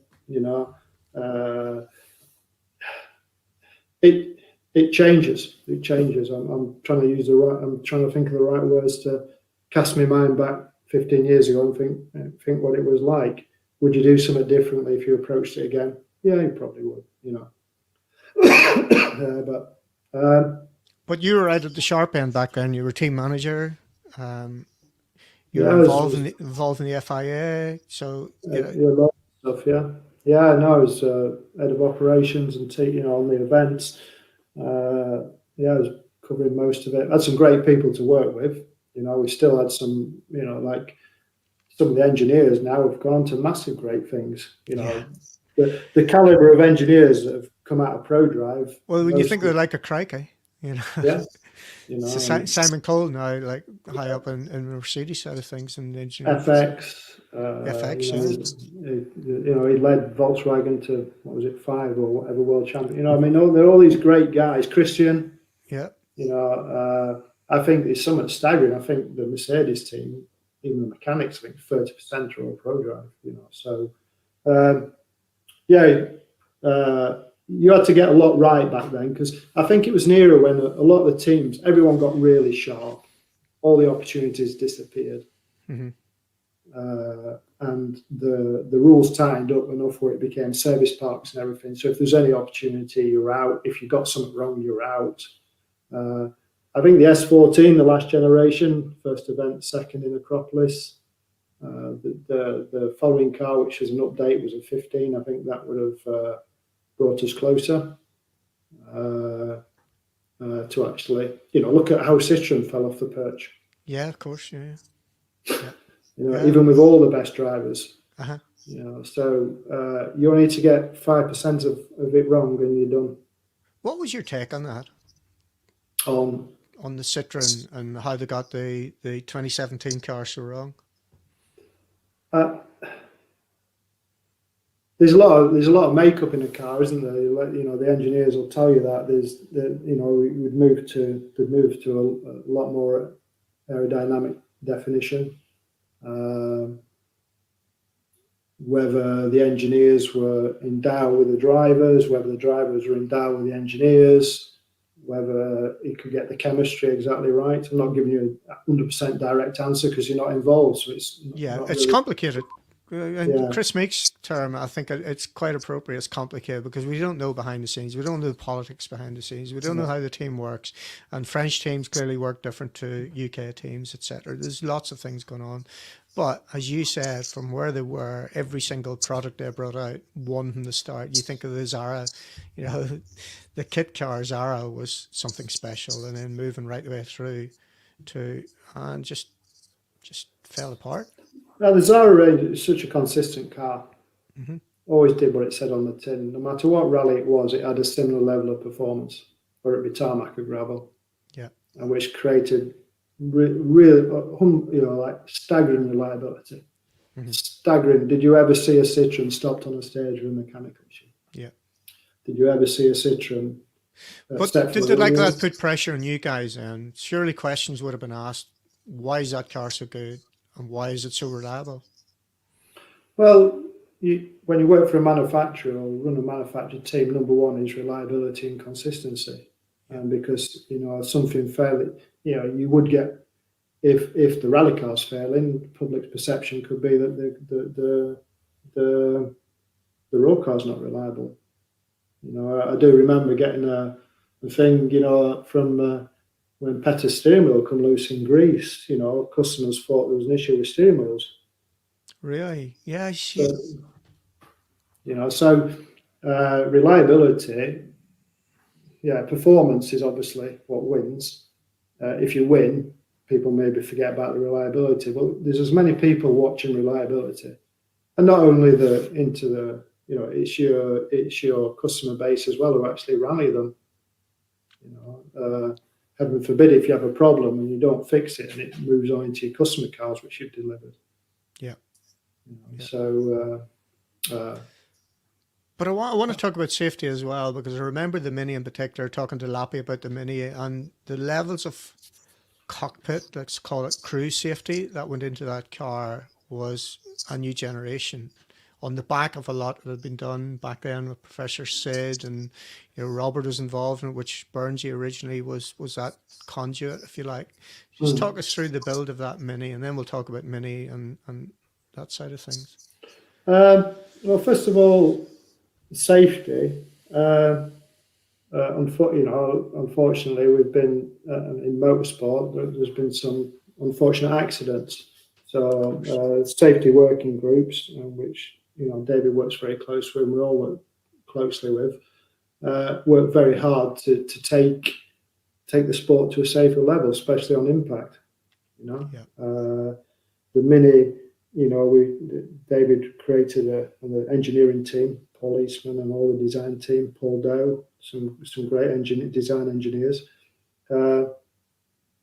worked very hard on the crash zones to make the car safer. And whether it be seat fittings or seat removal or side impact or cage positioning or driver positioning, co-driver in line, just the distance between the driver and co-driver is critical. Seat technology worked very hard to move that on. And fortunately enough, through all these small details, and we did 4 sled crash cars, rally cars, which were crashed on, with different variations of caging. So we did all these programs working with the FIA, which, fortunately enough, I think with everybody else who's put as much effort into it, is become a safer sport. Yeah. It's become a safer sport. I don't know if I'm answering your question there, but it's more of an engineering summary you need on that. Oh yeah, but it was just the thought that went into it from a crew safety point of view was incredible. I'm not saying the cars weren't safe before, but that took it to a whole new level, I felt. Yeah, again, a lot of it is you learn. It's a bit like when you do every accident tells you a story. Yeah. And rallying is very unique. In every zone in the world, there's different hazards. So there's, if you look at some accidents, every arm core barrier is a different size, height. Yeah. So every concrete culvert is different thickness. And what I'm trying to say is that all these areas cause a different accident. Of course, yeah. So let's talk about the Mini program then, because that was a bit exciting at the time. I remember all the, Paddy Hopkirk and Monte Carlo and number 37, etc. Chris Meek is part of the team, Danny as well in there. Yeah. It got all the makings to be a great team if you had full manufacturer support over the duration of the term. Is that a fair statement or not? From a car point of view, in the new generation regulations, 1600 turbocharged, and the cost capping, which has gone completely opposite way now. It had all the makings have been. It allowed a manufacturer to come in at a level with a acceptable amount of spend and development cost, and be able to compete against the best teams. The program, Chris was, worked his heart out at it.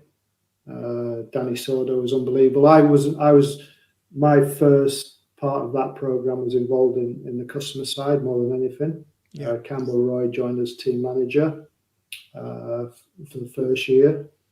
And it's a real shame, we had podiums. It nearly won Monte Carlo.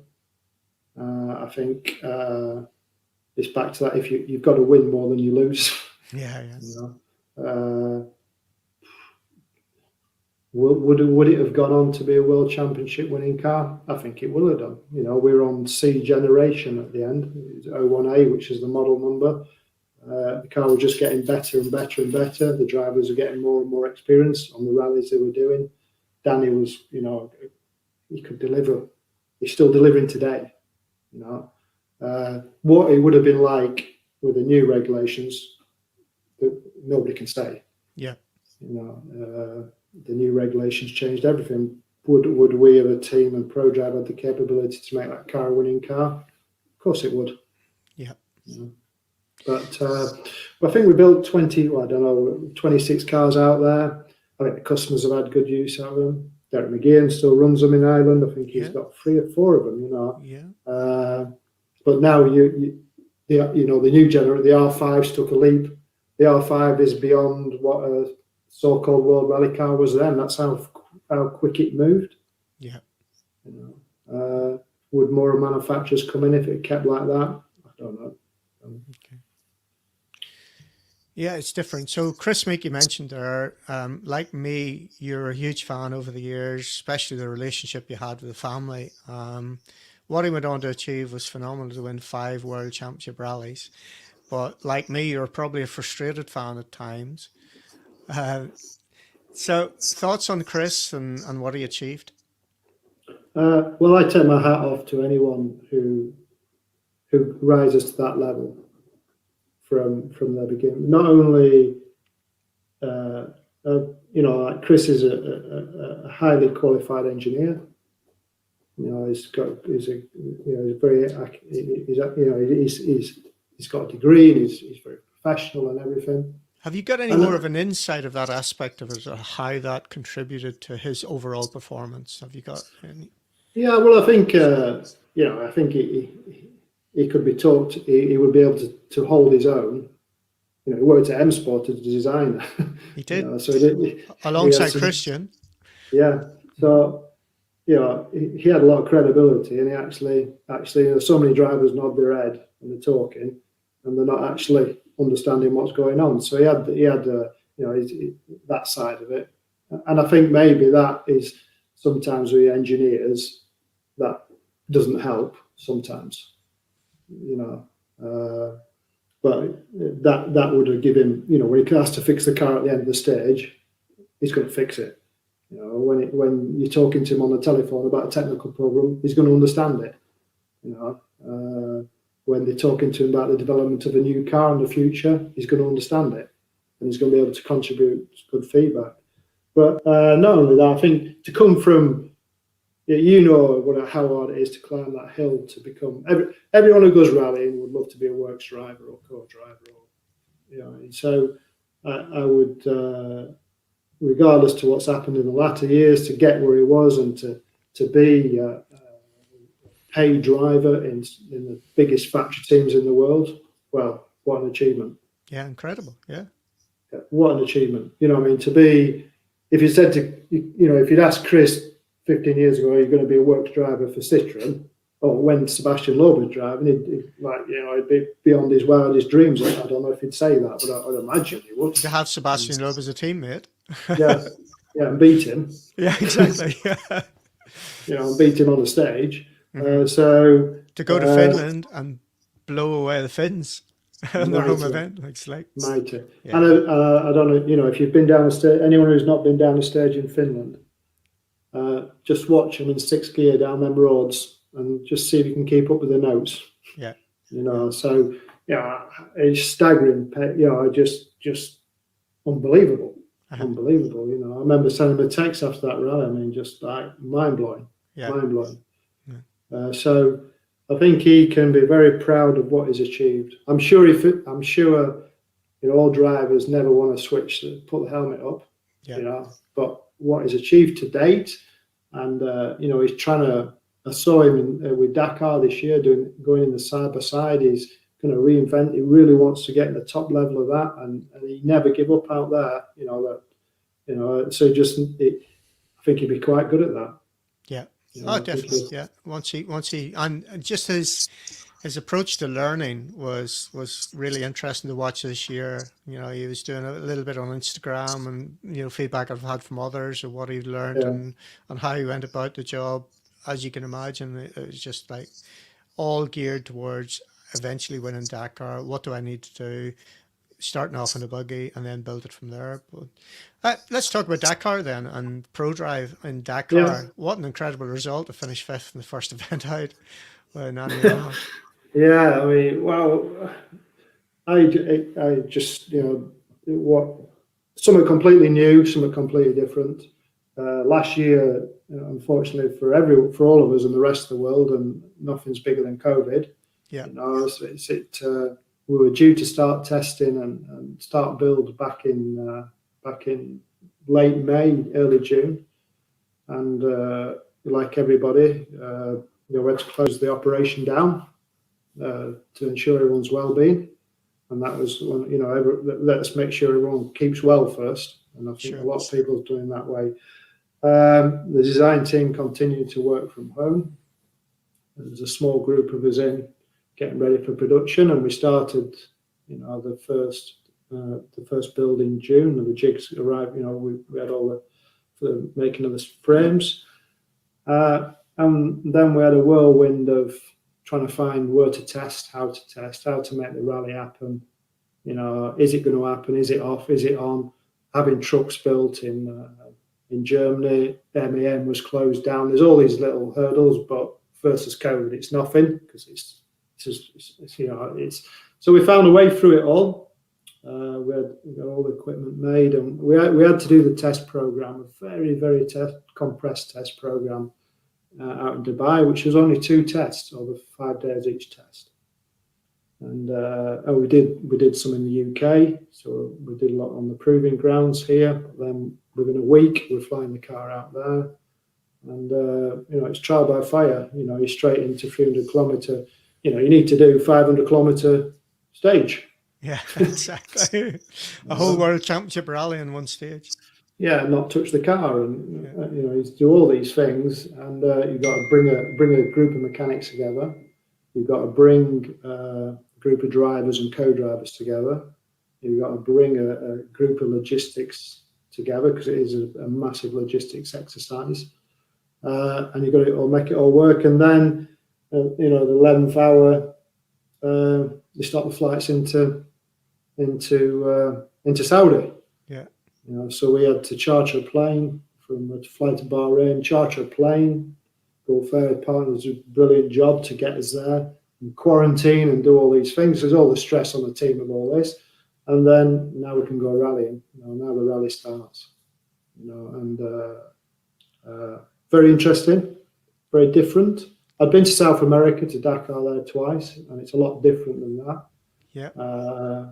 But once we got into it, and once it started happening, and for sure, it's on some days you got the feeling of a bit of a treasure hunt for the drivers and co-drivers. It's an incredible mental challenge for a co-driver. Yeah. When you look at the amount of descriptions and cap headings and translation and vision they've got to use in a small period of time, it's full on. It's absolutely, you can't drive a stage like you drive a rally stage, and the organisers work incredibly hard to make sure the route's secret. It's electronic loaded into your car, 50 minutes. There's all these things, which I'd imagine for the co-driver. Well, you sit in the car, and it's like, I can only imagine it to be like sat in the back of a fighter jet, because there's so much information coming at you, and you've got to make so many decisions. Yeah. And it's classic. It's a bit like Safari. Sometimes you just got to say, stop. Let's have a think about this. Yeah. Yeah. And let's work out what to do. And so we learnt as an organisation, as a team, we learnt so much. It was superb to get. Nani didn't have a co-driver up to 2 days before, because his co-driver had caught a COVID infection. Sure. So that was all, for him. His job was to get round, and, talk about a driver gives so much commitment. I see why he's a bike rider, because he's one of the most singlest-minded individuals I've ever seen. So he would have carried that car around that rally. Really? But, Yeah. Okay. there was no doubt that car was going to finish. And I was really, the whole team and everybody was superbly happy for him. Sporting wise, it's very tricky. Seb, we've made decisions that, Seb had lost a lot of time. We'd had some errors, and we prioritised Nani with tyres because there was no service in between, and it resulted in too many punches for Sebastien. Yeah. But next time round, we've learned a lot about the regulations, and the team is flat out. We're flat out now. All the equipment and the cars are back. We're looking at updates to make it. It's very reliable. That was the most impressive thing as well. The engine package we chose and developed was brilliant. We didn't have many reliability issues at all. Do you want to talk about the relationship then and the split between Sebastien and Daniel? So Loeb and Elena. Not much to say really. I'm not. At the end of the day, co-driver, and they've been together for a long time. They've worked very closely for a long time. Respect both ways. Yeah. Full respect. 9 times world champion as a co-driver. Sometimes you have to change an engineer. Sometimes you have to change a mechanic. Sometimes things change. Sometimes you're not involved. People make their own changes. So we move on. Move on. And full respect to Daniel. He's a great. Yeah, he is and has been. So talk about the legacy project, because that's really interesting. So Prodrive Legacy, so the old cars. Oh yeah, Legends. Legends, sorry. Yeah, I got Legacy in my head earlier. Legends, yeah. Yeah, Prodrive Legends. It started a few years ago. David, we were talking about it, and as you were talking about events in Ireland, we get a massive interest in a lot of the old race cars anyway, all the old Astons and everything. We've got a great facility for engine rebuilds, so we're getting quite a lot of engine rebuilds in, and then there's been a lot of medium-sized companies rebuilding a lot of cars, and they're becoming more popular, and the demand's gone up. If I had 10 Imprezas, I'd sell them tomorrow. If we had 5 Legacies, we'd sell them. If we had 5 BMWs, so maybe we put a toe in the water and see what the market's like and what we could do. Bearing in mind, we still will do Subaru commissioning work. If anyone demands it, we're still doing programs like a TT. We've still got a good percentage of people with the knowledge in the business. We've still got a lot of the IP and all this lot. So we started to, the engine side went really is quite good. There's not one point at the moment where we haven't got 3 or 4 engines in. We haven't started doing Subaru engines again yet. We're considering that. All the Aston range and Ferrari range, we're doing all them engines. So then we started doing a few rebuilds. So we get a lot of customers, high net worth individuals who looking for cars. They'd like them to be rebuilt by us and have the provenance, and it's been to the factory. So we're doing. It's not massive, but we've got 3 or 4 people working on it, and we've got engineering. We've got engineering around us to assist when required. So we're just starting our 3rd restoration at the moment, which is a Mexico winning car from PETA. We've got a Legacy which has been done for an individual for being converted to right-hand drive. We did PETA's Japan winning car, which is going to auction, not by us, by the client. That's, I think, Silverstone Auctions are running that on the 11th of May. So it'll be interesting to see what the market does. Mm-hmm. Who knows? Yeah. And then we do inspections. So we validate cars. So it depends on which chassis it is, but it will come with a set of movement schedules, build specs, and history of the car, what it did, which gives it good provenance. Yeah, of course. How big it will grow? Would we run cars? I think race cars. So we've got 2 Astons in at the moment, DBRS 9s in for full restoration. Would we operate and run cars? Probably. we'll see where the market goes. Of course, yeah. So what's your day-to-day at the minute then? What projects are you involved with? Day to day is just the general operations across all programs. Okay.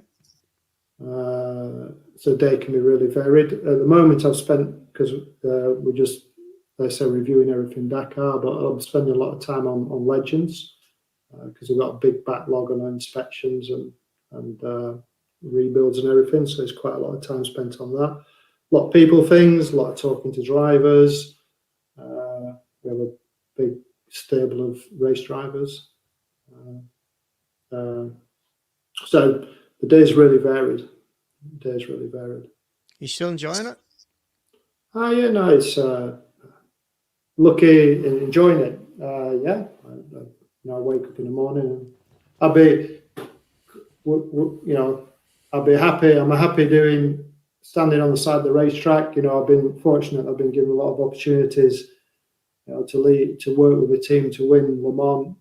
When you win these sort of things and win the World Championships and all the rest of it is unbelievable. But on the other hand, talking to somebody who wants to do a club rally with an ex-works car, how can we help them? How can I get it running? Is as pleasurable. And watching the next generation come along in the team.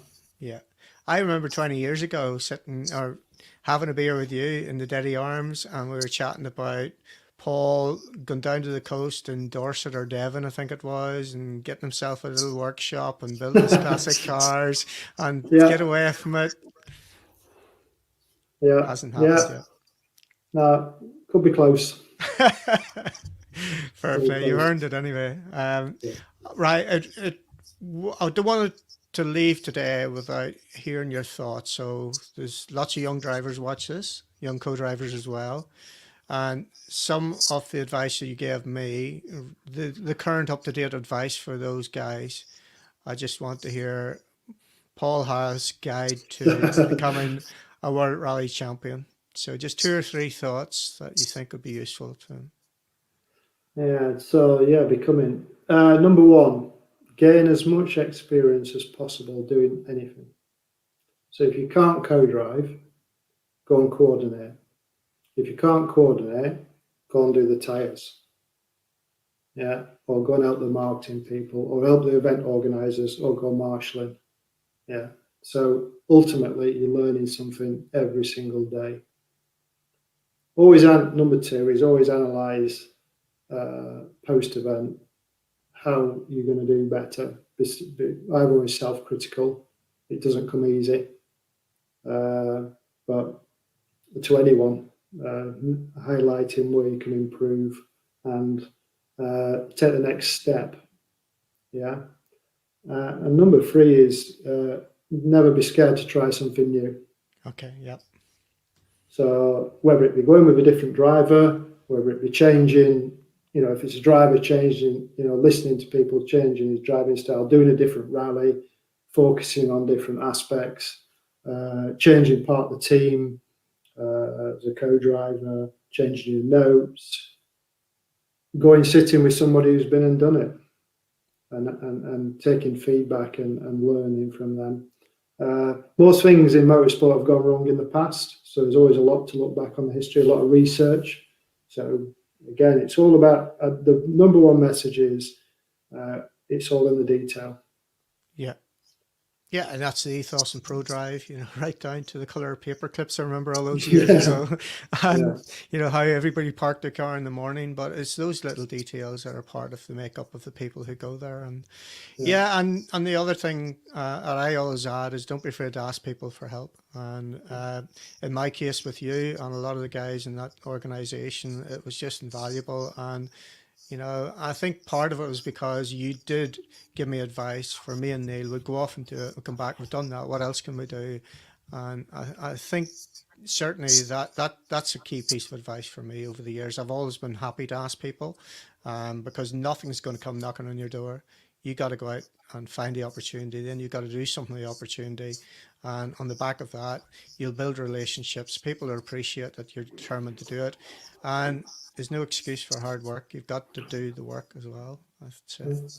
I enjoy it. Enjoy it. Yeah. That's probably my downfall, I suppose. I enjoyed it maybe too much over the years, Paul, but we had a good laugh is the main thing. Yeah. And I still enjoy what I do immensely. And enjoying having a catch up with you has just been great this afternoon. It's been far too long, and the next time we'll definitely do it over a beer or two, and then we can tell the proper stories again, remind ourselves of all the shenanigans we used to get into. Absolutely brilliant on the award. Huge congratulations on that, and 30 odd years of Prodrive is great. Enjoy your night tonight, and we'll catch up soon. And just everyone in Ireland, just keep loving your rallying.